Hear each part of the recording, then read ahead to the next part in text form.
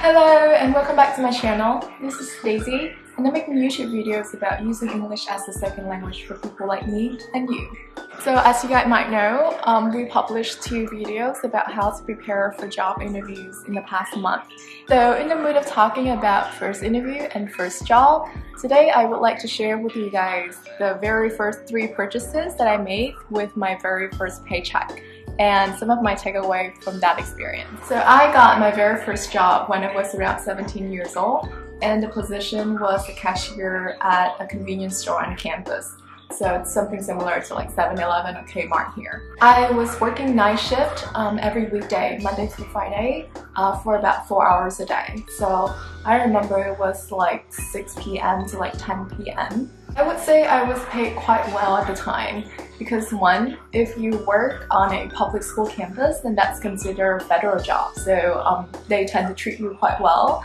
And then I was working in Seattle, Washington, and at that time, Washington was the state with the highest minimum wage. And I believe that right now it's still the state with the highest minimum wage. So 10 years ago, it was roughly around $9.25 per hour. And now in 2020, it's like $13.50. So I think that was pretty decent. So my monthly paycheck came to roughly around 1,000 USD. And these are the things I bought with my very first paycheck.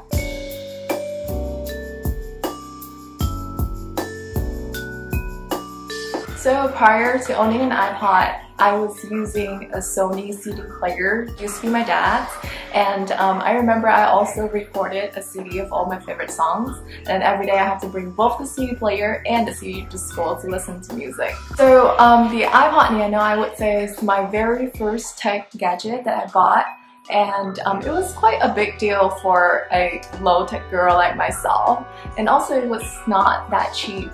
I remember it was around 150 to like 200 bucks. So 10 years ago, that's quite some money.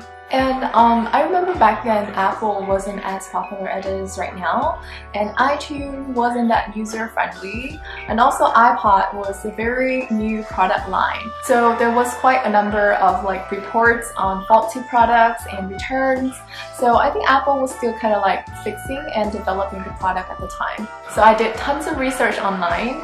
I read like product review and product comparison and Apple Care and student discount, blah blah, before I decided to buy the latest model of the iPod Nano in green. So when the item arrived, I was just super happy about it. It was sleek, it was light, it was very easy to use, and the most important thing is all of a sudden I became such a cool person using the latest iPod Nano. But my excitement faded quickly because my iPod turned to be a defective product and it broke within like the first 2 months of using it.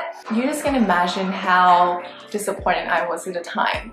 But then Apple Care took a really good care of it. They took the products and gave me like a brand new replacement like immediately. I used an iPod Nano for about 2 or 3 years, and then I upgraded to an iPod Touch and passed it on to my little sister, and she used it for another 2 or 3 years.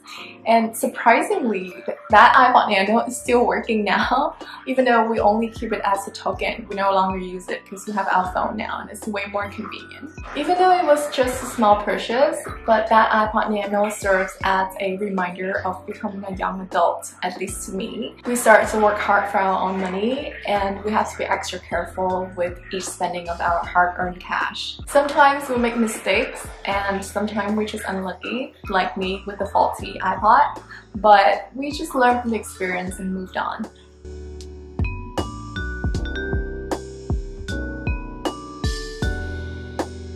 I still remember my very first trip to a Victoria's Secret store. I went with 2 friends on a Black Friday, so that one day after Thanksgiving.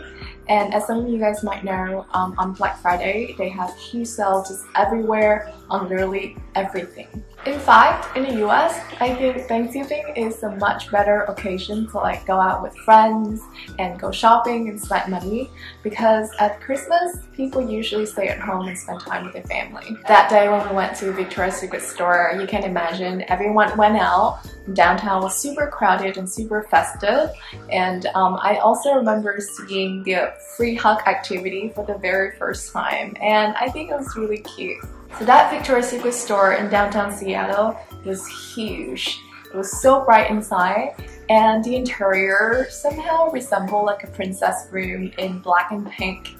Even the fitting rooms were spacious and beautiful to like every single detail. I feel like now that COVID-19 outbreak has forced everyone to like stay at home, American people probably would miss this kind of like retail experience, like being at the Victoria's Secret store. So at the store, I had my very first lingerie purchase that I made for myself, and I think it was special for me because as an Asian kid and also as the firstborn, my mom took care of me from like A to Z.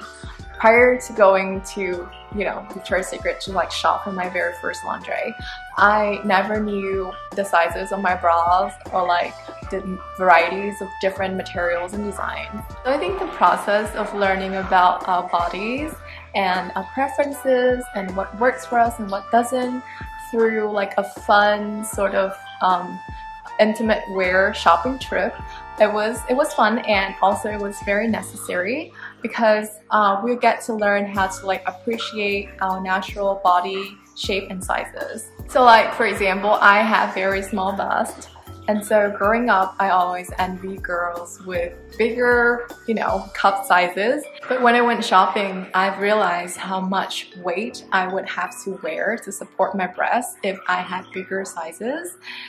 Whereas right now I can literally wear anything. I can do very lightweight bralettes, or I can do like push-up, or even if I don't wear any bras at all, like no one would even notice. So I love my body. I think we all should, and I think we should learn how to take good care of ourselves, both physically and emotionally.